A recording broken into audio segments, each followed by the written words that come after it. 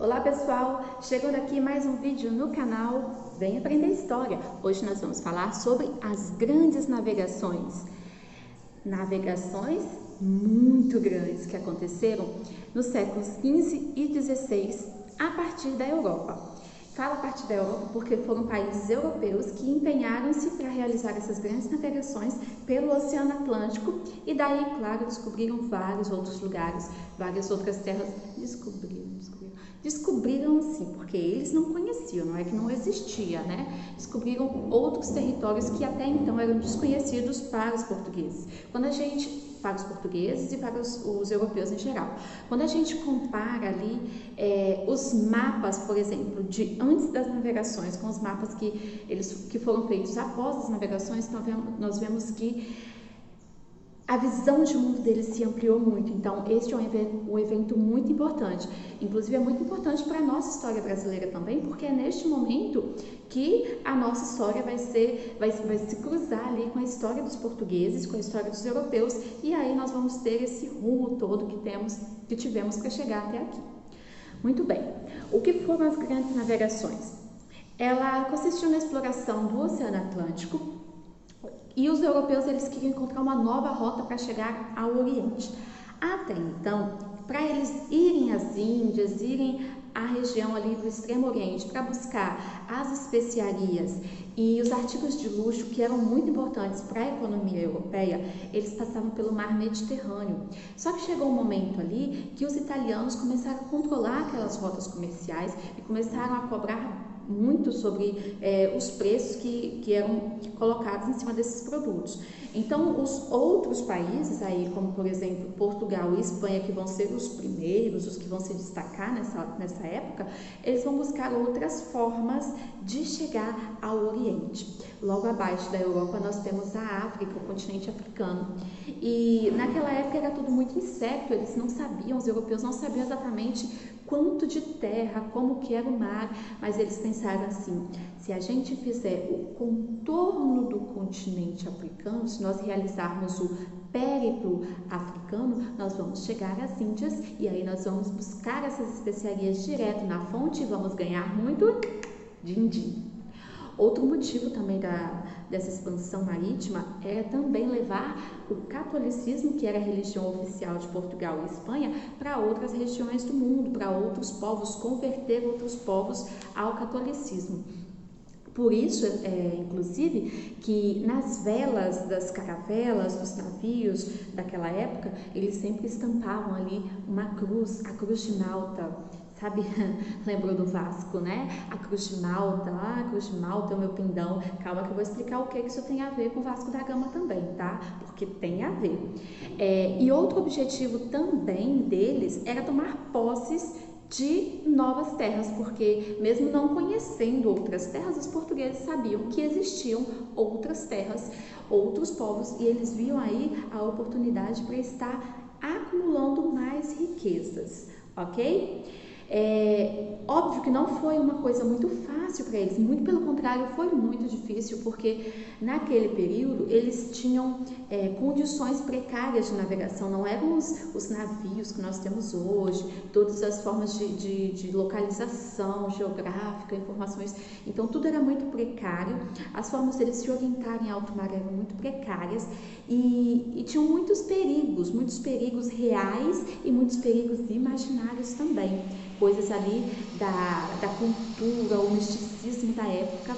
Esse imaginário era muito cheio de lendas, né? Eles acreditavam, por exemplo, que a Terra era plana, né? E que se eles fossem navegando, eles iam chegar num ponto que eles iam despencar no horizonte. Quando eles chegassem ali, quando você avista na praia aquela linha que o mar encontra com o céu, alguns navegadores daquela época, eles acreditavam que se eles chegassem naquele ponto, o navio deles ia despencar no abismo, porque eles acreditavam que a Terra era plana, né? Eles não tinham essa concepção de terra que nós temos hoje do planeta Terra. Algumas pessoas ainda não acreditam nisso, né? Mas a ciência já provou que o planeta Terra ali ele é redondinho, né? Como uma laranja, como dizia o Cristóvão Colombo, inclusive.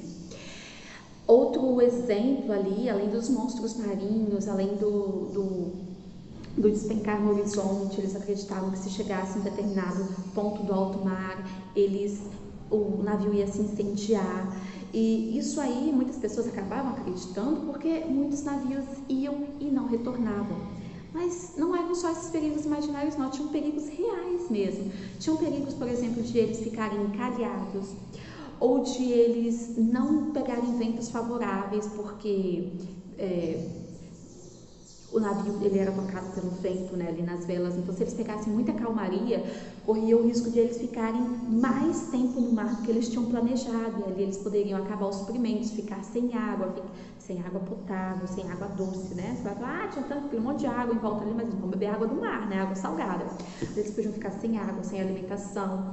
Eles podiam ter doenças. É muito comum uma doença no navio chamada escorbuto, que ela se dava por carência de vitamina C e dava uma inflamação nas gengivas e os dentes caíam e a pessoa podia chegar à morte.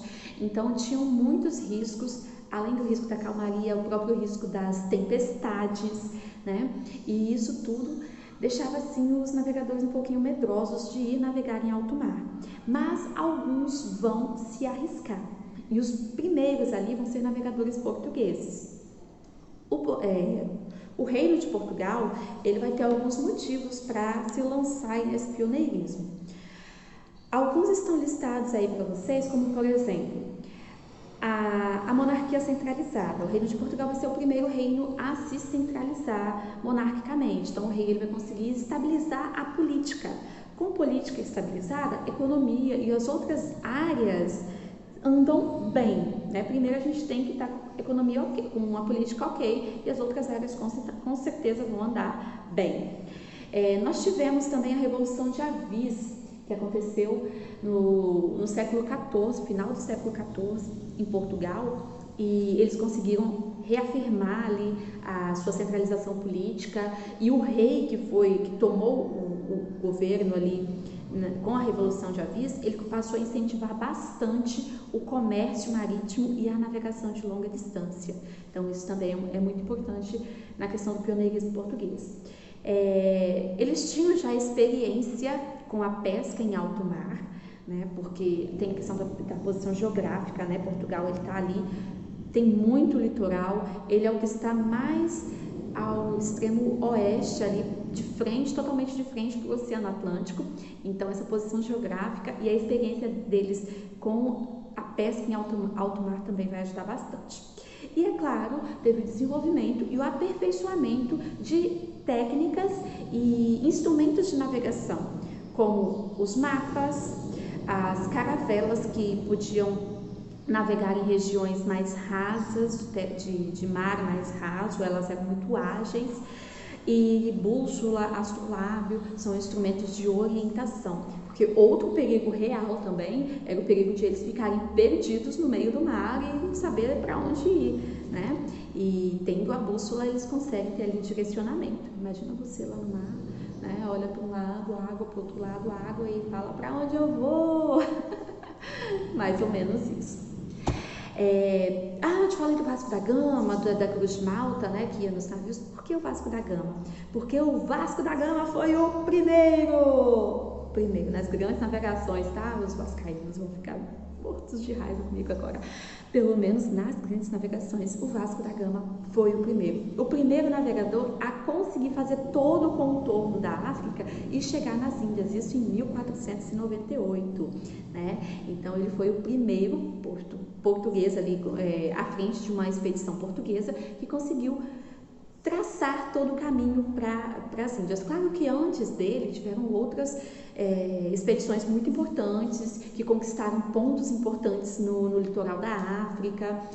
A de Bartolomeu Dias, que conseguiu ultrapassar o Cabo das Tormentas, que era ali no extremo sul da África, um lugar que tinha muitas tempestades, e quando ele conseguiu fazer aquele contorno no extremo sul da África, ele mudou o nome e chamou de Cabo da Boa Esperança, porque tinha esperança, muitos já tinham afundado seus navios ali, e ali ele conseguindo fazer essa travessia, ele abre a esperança de que era possível, né? E depois o Vasco da Gama é o primeiro a chegar às Índias fazendo contorno pela África, né? Pelo menos uma vez.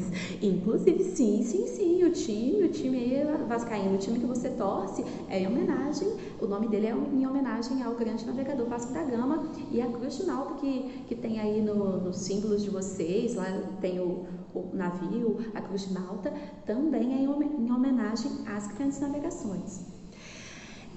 Outro navegador que conseguiu uma importante conquista para Portugal foi o Pedro Álvares Cabral. Esse aí você já sabe quem é, né? É o carinha que chegou aqui no Brasil no ano de 1500, acidentalmente. Ele disse ali que ele teve que desviar a sua rota por causa de uma calmaria muito intensa e acabou chegando sem querer aqui. Mas nós sabemos que antes disso, outros navegadores já tinham tomado conhecimento do continente americano, inclusive, né, antes disso, o Cristóvão Colombo já tinha chegado à América Central e já tinham tido outros registros de chegada à América. Então, talvez não foi tão acidental assim.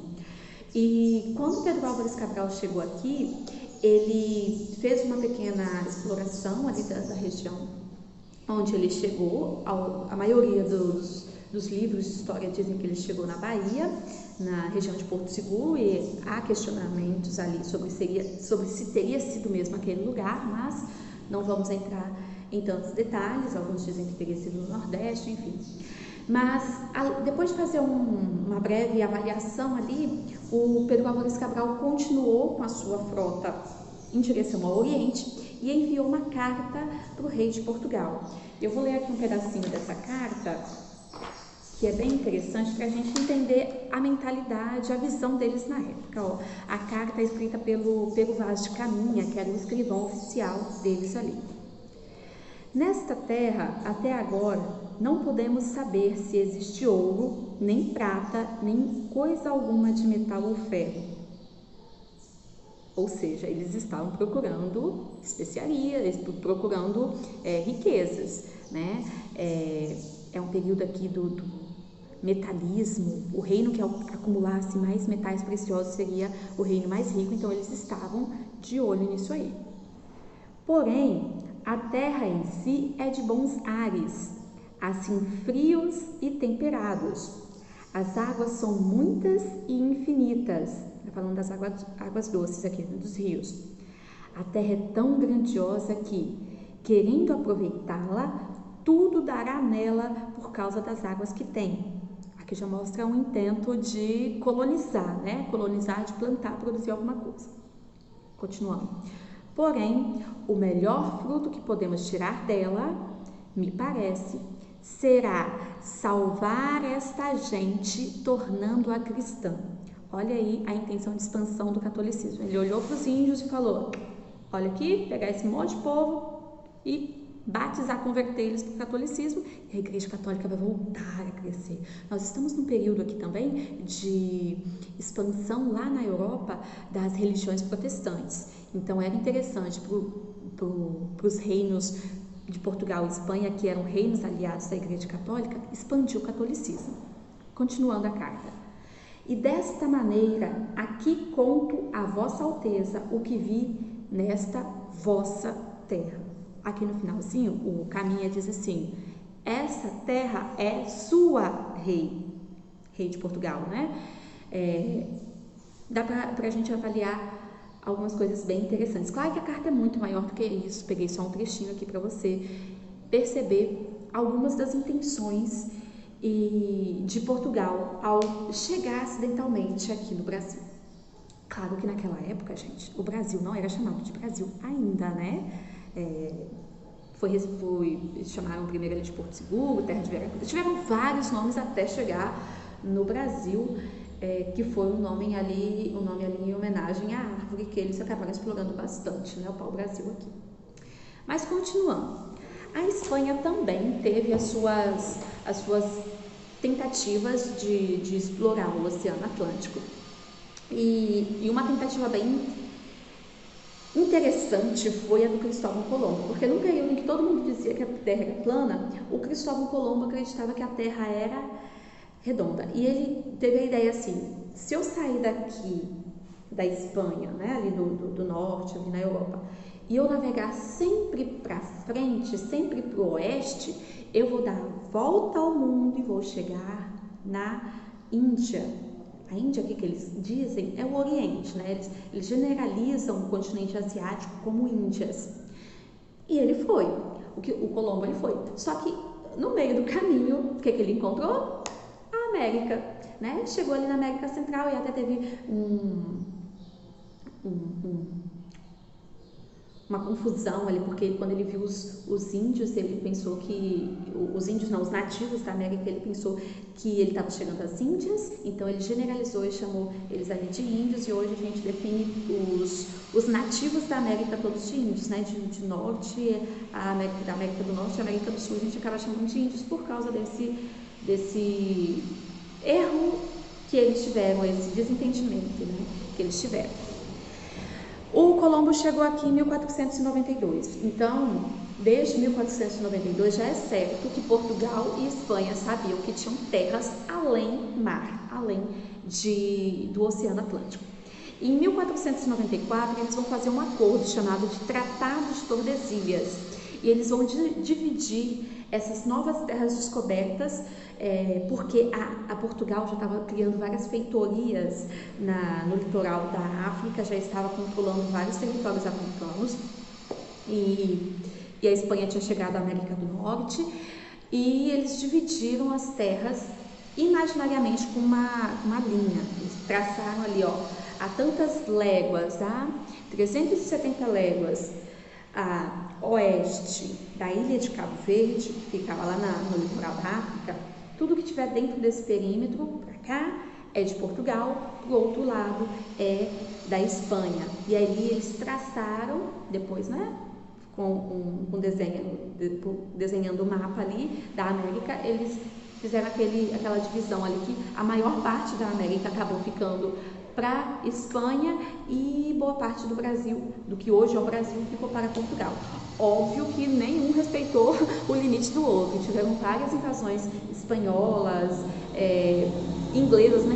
Os outros reinos não respeitaram isso, tiveram invasões inglesas, holandesas no litoral do Brasil, tiveram incursões brasileiras no interior, incursões portuguesas ali, expedições portuguesas no interior do território que hoje é o Brasil, ultrapassando a linha do Tratado de Tordesilhas. Então, foi um tratado feito entre eles, mas que não foi respeitado na prática, nem por Portugal e Espanha, e nem pelos outros reinos também.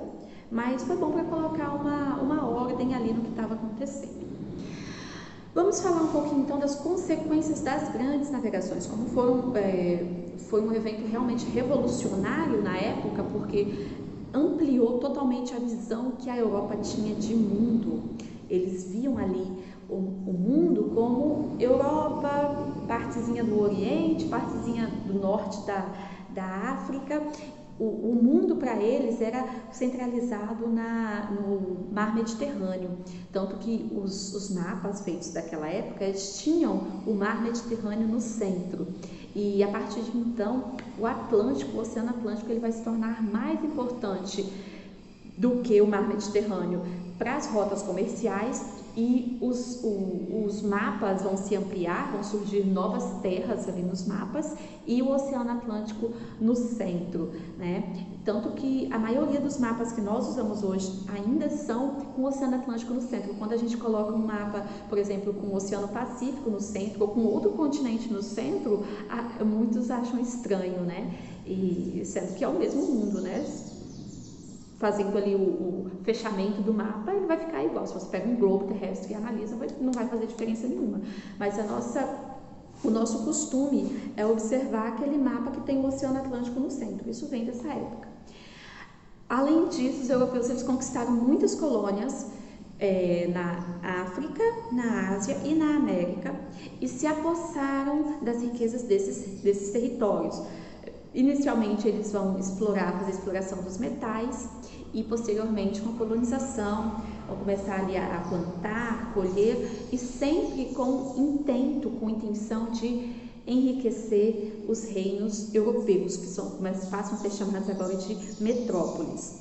Então, seria basicamente isso. Existem, claro, outras consequências, essas são as principais. Principalmente essa ampliação da visão do mundo, dessa ampliação, essa visão sobre a diversidade cultural. Eles passam a ver que não tem só eles no mundo, o mundo é muito mais amplo, muito mais diverso. Tem a questão da imposição cultural dos europeus sobre os outros povos, porque eles se acham superiores. Tem toda a questão também da descoberta versus confronto versus encontro, né? Fala aí para mim, o que você acha? O Portugal descobriu o Brasil? Ou teve um encontro de dois mundos? Ou teve um confronto, porque os portugueses chegaram impondo ali as suas ideias com as armas de fogo e tudo, chegaram dominando. Então, existem muitas visões a respeito disso aí, mas com certeza as grandes navegações revolucionaram, mudaram muita coisa no mundo, por isso que ela é tão importante pra gente, por isso que é tão importante pra gente estudar sobre ela. É isso, pessoal. Vou ficando por aqui. Qualquer dúvida vocês deixam aqui nos comentários, me mandam uma mensagem e eu vou estar respondendo para vocês de acordo com o possível. E até a próxima, gente. Em breve eu posto mais vídeos aí para vocês. Bons estudos. Tchau!